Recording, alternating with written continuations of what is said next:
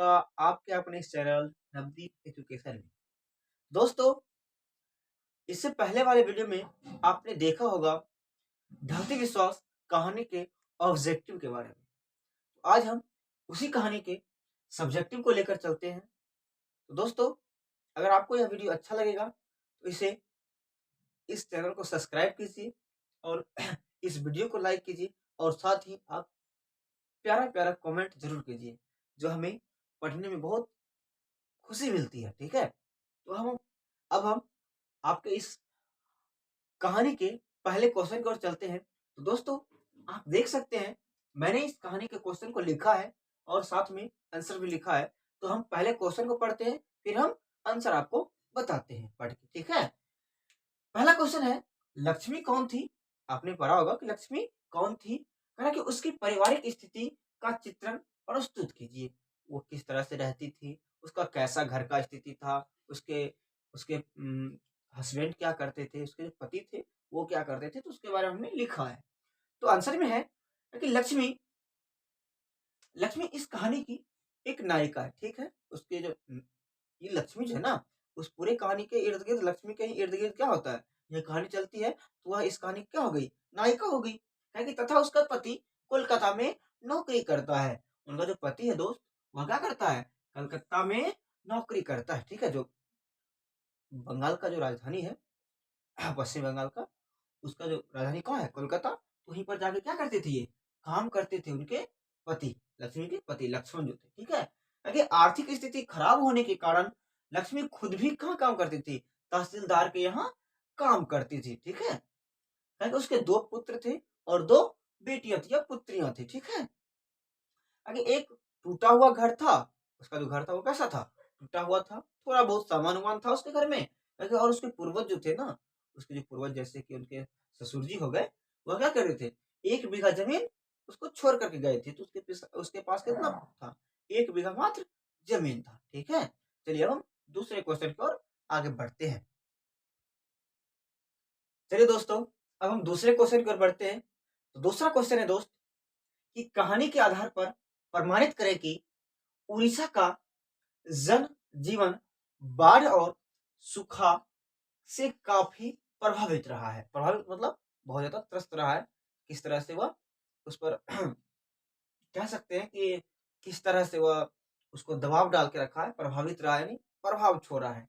तो हम सूखा या फिर बाढ़ कह सकते हैं, बाढ़ भी और सूखा भी किस तरह से उस पर प्रभाव डाला उस पे उड़ीसा के जनजीवन पर, तो उसके बारे में हम आज जानने का कोशिश करेंगे। तो आंसर है इसका कि इस कहानी में कह रहा है, इस कहानी में सुखाड़ और तेज बरसात, क्या कह रहा है? सुखाड़, तेज बरसात और बाढ़ के बारे में चर्चा है।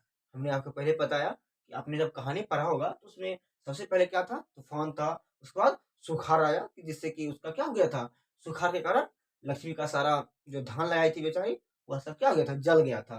फिर उसके बाद क्या हुआ? बरसात आया, जिसके कारण बरसात ज़्यादा होने के कारण, बहुत ज़्यादा होने के कारण उसके गाँव में क्या आ गई थी? बाढ़ आ गई थी, ठीक है? उसी के बारे में इस कहानी में क्या किया गया है? चर्चा किया गया है, ठीक है?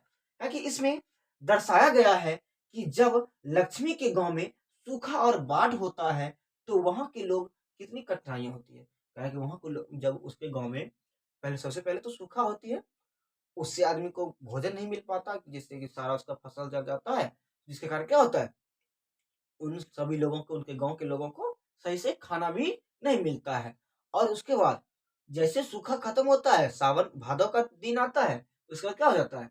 पूरा बाढ़ हो जाता है, समझ गए ना? बाढ़ होने के कारण वहाँ के लोग को बहुत ज़्यादा क्या होती है? कठिनाइयों का सामना करना पड़ता है, ठीक है? है कि और यह कहानी मुख्य रूप से बाढ़ विभीषिका को दर्शाती है। बाढ़ की भयावह दृष्टि को क्या करती है? दर्शाती है, ठीक है? तो आपको दूसरा क्वेश्चन का आंसर कैसा लगा? आप ज़रूर कमेंट में हमें बताइएगा, ठीक है? अब हम चलते हैं तीसरे क्वेश्चन की ओर। दोस्तों, अब हम तीसरे क्वेश्चन की ओर चलते हैं। तो दोस्तों, तीसरा क्वेश्चन है अपना, कह रहा है कि कहानी में आए बाढ़ के दृश्यों का चित्रण अपने शब्दों में प्रस्तुत कीजिए। क्या कह रहा है कि अपने शब्दों में इसका क्या कीजिए? उत्तर दीजिए, प्रस्तुत कीजिए, सेम बात है, ठीक है? चलिए हमने तीसरे क्वेश्चन का दोस्त आंसर लिखे हैं। कह रहा है कि दलई बांध पर काफी श्रम करने पर भी लोग सफल ना हो सके।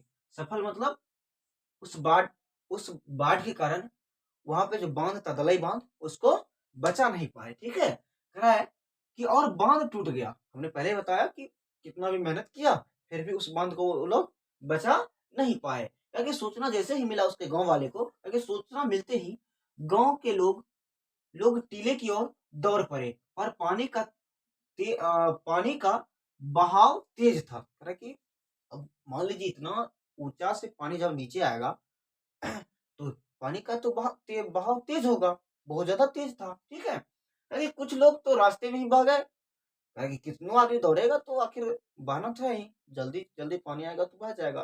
तो बहुत सारे लोग क्या हो गए कि रास्ते में ही बह गए। ठीक है, कहा कि स्कूल भी पानी से भर गया। कहा कि वहां पे जो स्कूल था, आपको बताया था हमने कहानी में कि टीले के नीचे एक स्कूल था जिसमें कि कुछ लोग स्कूल में जा करके रुके हुए थे। ठीक है, तो लेकिन वह भी क्या हो गया था, भर गया। ठीक है, छत पर जितना आदमी था, यानी कि उस स्कूल के छत पर कुछ आदमी जाके ठहरे थे, उसको घुटने भर पानी हो गया था। ठीक है, कह रहा है कि जो छत पर थे उसको घुटने तक पानी थे। कह रहा है कि उसको घुटना तक पानी हो गया था। बताइए जो नीचे होगा उस स्कूल में जो आदमी ठहरे होंगे उसको कितना पानी हुआ होगा, उसका तो कोई ठिकाना ही नहीं था।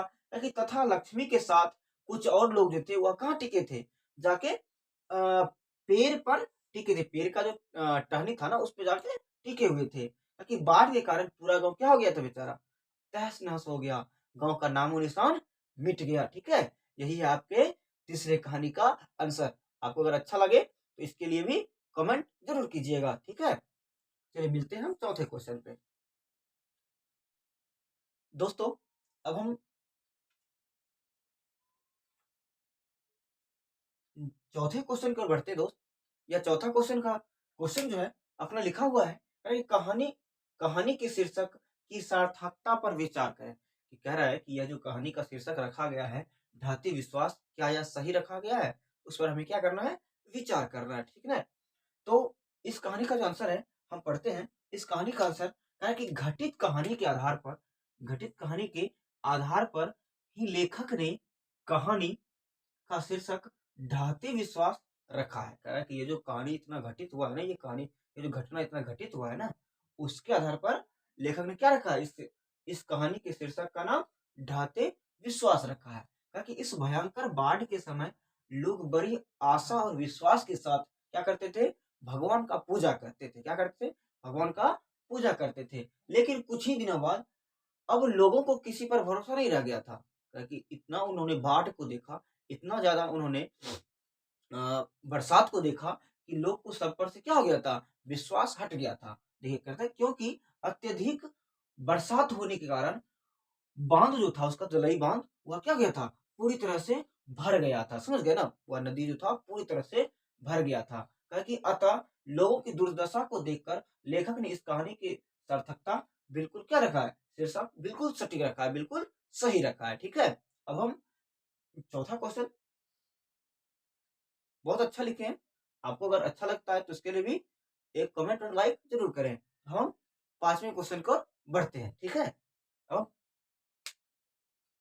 दोस्तों अब हम पांचवें क्वेश्चन को देखते हैं।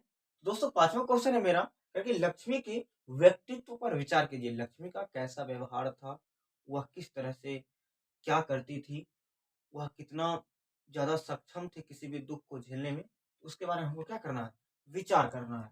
तो कह रहा है कि लक्ष्मी के कहानी लक्ष्मी का जो व्यक्तित्व है, उसका कैसा व्यवहार है, कैसा क्या है, उस पर हमको क्या करना है, विचार करना है।